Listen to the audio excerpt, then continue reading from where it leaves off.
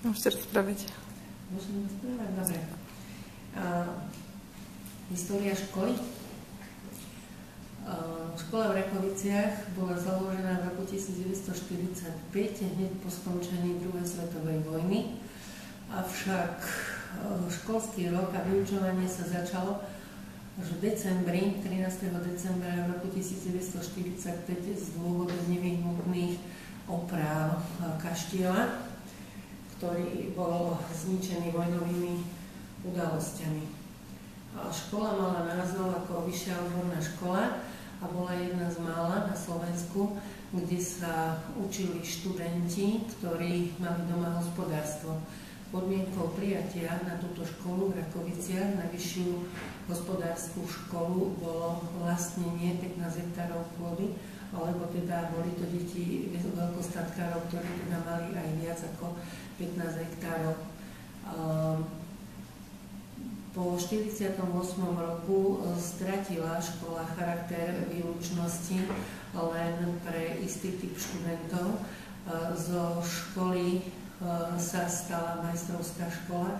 Na školu už mohli byť prijatí žiaci, ktorí sa prihlásili na školu, a zároveň sa vyprofilovali dva odbory. To bol záhradník, záhradníčka a pestovateľ-chovateľ.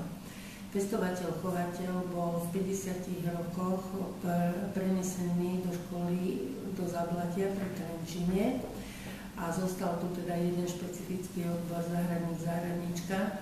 A z tejto školy takisto sa odčlenil odbor záhradníctvo alebo záhradnícka výroba a vlastne tento bol prenesený do záhradníckej školy v Piešťanoch. V 60. rokoch škola mala názov Poľnohospodárska učňovská škola, to boli tzv. Pušky, to bola skratka. A potom v 70. rokov, alebo v druhej polovici 70. rokov, škola znova zmenila názov na Stredné odborné učilište poľnohospodárske, skratka SOUP. V 90. rokoch, kedy sa teda menili požiadavky na trh práce, bolo potrebné okrem teda trojročného učebného odboru zaviesť do siete školy aj iné typy odborov.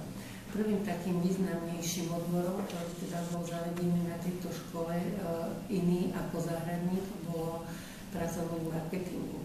Potom podnikateľ pre rozvoj vidieka, potom to bol manažment regionálneho cestovného ruchu, ekonomika pôdohospodárstva.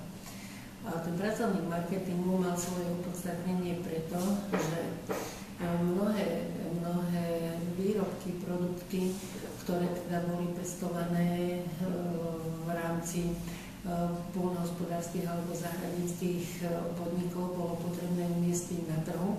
A aby tieto produkty boli umiestnené, tak sa potrebovala kvalifikovaná pracovná sila.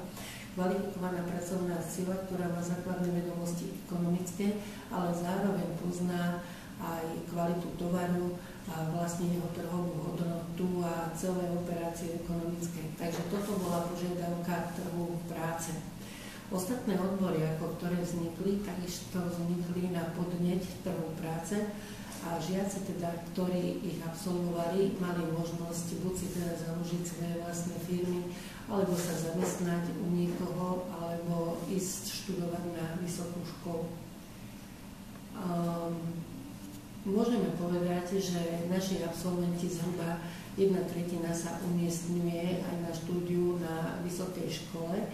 A čo sa týka dnes umiestnenia v podnikoch a teda uplatnenia odborných zručností získaných štúdium, je to rôzne z toho dôvodu, že dnes je malá ponuka v rámci rezortu pôdohospodárstva. To znamená, že rezort pôdohospodárstva neponúka veľa pracovných miest, ale tento počet je limitovaný, takže žiaci sa zamestnajú, tak si nájdú voľné pracovné príležitosti a potom uplatnia tie svoje vedomosti a zručnosti možno doma, možno pri výzdobe interiérov alebo teda pri úprave vlastných záhrad a tak ďalej. Takým moderným novým odborom bol manažment regionálneho cestovného ruchu. Tento odbor bol preto taký modernejší z toho dôvodu, že vlastne v tomto odbore sa zhodnocujú materiálne podmienky, v ktorých teda naši žiaci bývajú, respektíve ich rodičia, tak, aby mohli prijímať hostí ako turistov a ponúknuť im možnosti ubytovacie, stravovacie, prípadne ponúknuť im voľný program. A zároveň teda absolventi tohto odboru majú možnosť sa zamestnať v cestovných kanceláriách, majú možnosť sa zamestnať ako animátori rôznych cestovných kancelárií, prípadne teda majú možnosť vycestovať do zahraničia.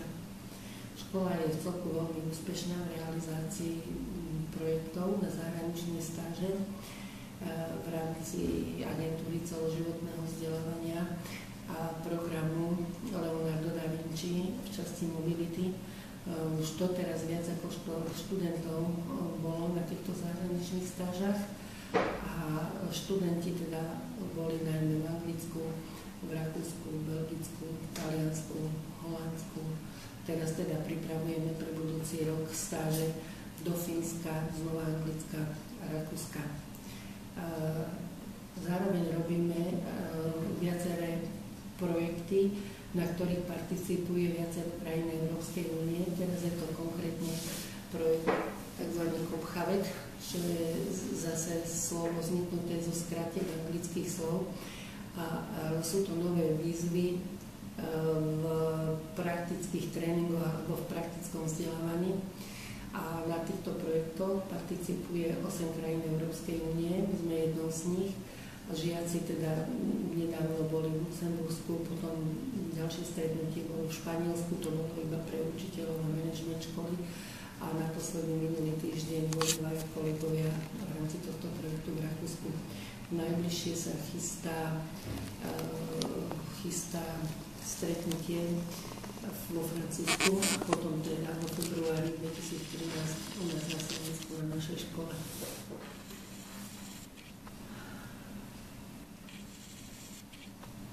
Už neviem, čo by ste ešte sa popýtali. Toto tak v skratke to máte dosť. Môžem z toho aj niečo